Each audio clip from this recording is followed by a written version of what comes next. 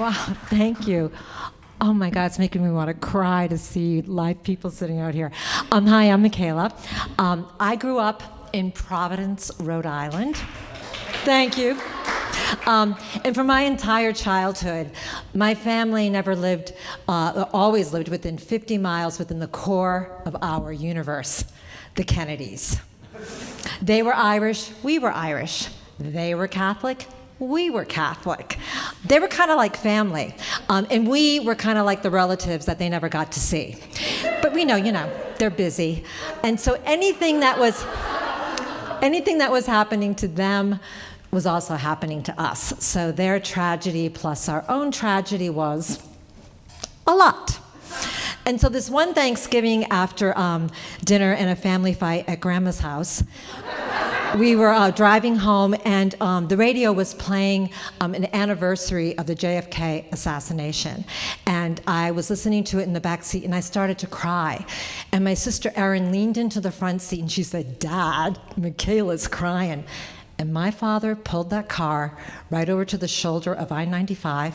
He stopped, he turned around, and he looked at us, and he said with tears in his own eyes, "Don't you ever be ashamed to cry for that man." So my parents got married in St. Mary's Church in Newport, Rhode Island, the same exact church as Jack and Jackie.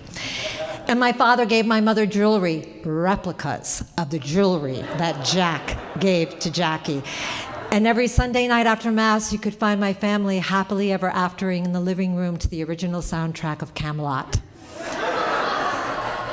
And during the 70s, my 4 aunts would take my 2 cousins and I on their dream vacation, a rented beach house in Hyannisport on the very cove, sharing beachfront with the Kennedy compound. Every day for an entire week, my Aunt Pat would roll up her sister's hair, and my aunts would apply sunscreen to the backs of their neck and the backs of their hands and the top of their feet, and they'd drag their beach chairs down to the beach, and they'd set them up perfectly. Not facing the water, not into the sun for tanning, but perfectly for spying on the Kennedys. Every day for a whole week, my aunts would sit there in the broiling hot sun with high-powered binoculars and keep constant surveillance. And every year they'd have the same exact conversation. And so usually the first sighting would be made like around 10 o'clock in the morning. They got Rose out, walking. And then my Aunt Gert would say, "Ethel looks drawn." And then somebody else would say, "How old is Rose anyway?" And my Aunt Momo would do the calculation. "Well, let's see. Jack died in 63 and her birthday was 2 weeks ago last Thursday, and Joe died in 69, making her a widow when she was 81. She's 85. And then we'd break for lunch. And so after lobster and drawn butter, and they'd hose the kids down, they'd all hustle back to their posts for like the afternoon watch. And every now and then they'd see someone that they didn't recognize. Who's that? Who's that? And so my Aunt Maureen, she would draw out the family tree in the sand, and they'd analyze it and come up with a profile, and they'd crack the code. It's one of Bobby's. Now, any mention of Bobby would always bring up like this annual regret of, "Oh, Jesus, Mary, and Joseph, I hope to God they don't tell Rose about Bobby. It'll break her." And then the long afternoon stretch would be broken up with the annual observation by my Aunt Gert. "You know, you don't see much around here anymore." And all my aunts would drop their binoculars and look at each other meaningfully, and in unison they'd say, "Jackie." Now, all of this meant that none of my aunts were paying any attention to us who were playing in the water. Now, the summer when we were 9 years old, we found something. I had an aunt, perhaps in an effort to relieve a cramp in a prying neck, had just like glanced towards the shoreline. She might have noticed us find this like half-inflated plastic boat. She might have cried out like an alarm at the lack of oars or life vests. She might have had a conniption fit to watch the 3 of us shove off and be swept within 5 minutes into the violent riptide that brought us out to the open sea and the Nantucket-bound ferry. But an aunt didn't, and we did. And it all happened so fast. Like we were swept out to sea. That it wasn't until we realized that we could make out the specific features of the faces on the ferry that we were really far from shore. We were so far from shore that my 4 aunts had been reduced to these 4 hopping dots. And we all looked at each other like, oh my God. And right then, this huge Atlantic swell crashes over our heads, sinks us and the boat, and our heads come bobbing back up. And when the water clears out of our eyes, out of nowhere appears this powerboat. And inside of the powerboat are David and Michael Kennedy. So David and Michael, they pull us up out of the water, and we are like, oh my God, we are saved by a powerboat. And so they start to take us back to shore, and we're all excited because we didn't die. And then until we see the 4 hopping dots start to morph back into our 4 crazed, livid aunts. We are so gonna get it. Now, like in my family, like everyone in my family has like their own like uniquely weird thing that they do when it comes to like getting into huge trouble and getting punished. Like my Aunt Gert, she didn't have any kids. She would get so mad at us that all she could say were our addresses. She'd be like, Eileen and Kevin, 275 Hooper Street. Or Michaela Murphy, 180 Asylum Road. And like, honest to God, I grew up on Asylum Road, like this telling irony from my childhood. And so my Aunt Pat, she would say these things that would like, when you think about it, like they kind of weren't like bad things, but the way she'd say them, they were like death threats. Like, yeah, I'm gonna take you on vacation. You get on that beach and you lie in that sand now. So this is what's coming. So we're getting closer to the shore. David and Michael Kennedy are vivaciously tan and smiling, and we are like sweating and freaking out. So what happens is like we pull up to the shore, and my aunts are out of their minds. They're ready to flay us. But when they see the 3 of us in the same boat as David and Michael Kennedy, it's like they don't have the emotional capacity to handle it.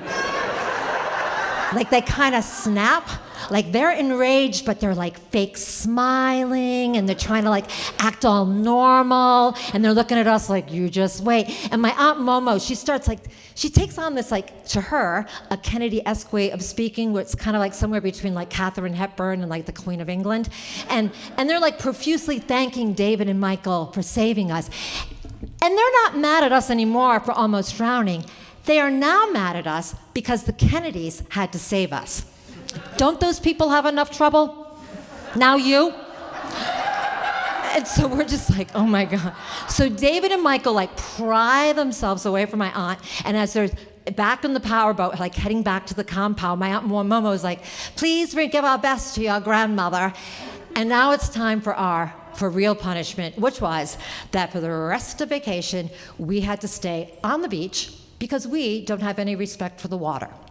So it's like 100 degrees out, and after a half hour of like whining and crying and emptying out all the copper tone and kicking up sand, we break my Aunt Pat's last nerve, and she's like, all right, you wanna go in the water? Go in the water now, but only up to your knees. So we're psyched until we realize like how boring up to your knees is. And then we get this great plan that we'll have chicken fights. And so we're trying to have chicken fights, but it's kind of like, it's weird because there's only 3 of us. But we're doing the best we can, and like the whole goal is just to get like fully immersed in the water. When my Uncle Al, who never, ever played with us, came into the water to play with us. So my cousin Eileen gets on her father's shoulders, and I get on my cousin Kevin's shoulders, and we're like having actual chicken fights, and we're knocking each other down, and it's like this moment of family fun from my childhood. When I accidentally take my foot and I hit the side of my Uncle Al's head really, really hard, and his eyeball pops out of his head and it sinks into the water. His eyeball pops right out of his head, it falls into the water, and it sinks. And we are like instant lifetime of trauma. And we're like, we didn't know that he had a fake eye. We didn't even know that you could have a fake eye. Why would you need a fake eye? And like, nobody told us that he had a fake eye because they didn't want us bragging to all the neighborhood kids, so they didn't tell us, so we didn't know. Like later on there was Columbo and Sandy Duncan, but this was way, way before that, so we had no idea. So we're standing there like, oh my God, you know, and my cousins are looking at me like, you broke our dad. And my Uncle Al is standing there with like the eye open, and you can like see the skin and the eyeball gone. And you cannot just say, I'm sorry, like to someone when you just kick their, so I am like, oh my God, oh my, like there's still a part of me right this minute on that beach screaming. So we don't know what to do, it's horrible, and my Aunt Pat is flipping out. Vacation is over. That eyeball cost top dollar, and I had just better hope that they get the deposit back on the beach house because now they have to buy another top dollar eye, and it's not in the budget. So everybody is freaking out, and my aunts are all crying and wringing hands, and I am just standing there because I am no longer Michaela. I'm now Murph's girl, the one who kicked Al's eye out down the Cape. And so I'm just standing like right where it all happened, and I just do the only thing I can think to do. I like bend down into the water and I just start sifting through sand and shells, and I'm just like, this is it. This is what I will do for the rest of my life. I will never stop, and someday I will find. And I look down into my hand, and looking right back up at me is an eyeball, and I scream and I drop it, and it falls back into the water and it sinks, and it's like, but now we know it's possible. So everybody now gathers around me in the water, and we're all bending over and we're sifting through sands and shells, and I am praying to God for no more future happiness so we can please find this eye. And I'm also praying that I not be the one that find it. And then like an hour into it, my cousin Kevin holds up his hand closed in triumph, and he does not let go. And then my Uncle Al, he takes the eye, he like washes it off, and he pops it back in. And then he announces, it's working, whatever that means. And here's the weird thing. Now that we know it's a fake eye, you can totally tell it's a fake eye. And I cannot believe that I've never noticed. Uncle Al obviously has a fake eye. So now, vacation's back on. And so all the beach chairs get reassembled, and then the family starts to settle down where they're going to tell the story over and over and over again about what I just did. And I have not fully reintegrated back into the family. I'm just standing there, and I look up beyond my family, and I notice that there's like this crowd of people on the beach gathered around who've been watching this whole thing. And then I notice that within the crowd are David and Michael Kennedy, who apparently took a walk on the beach, and I can tell just by the look on their faces that they have been there and they have watched this entire episode. That David and Michael Kennedy had been there watching us. Thank you.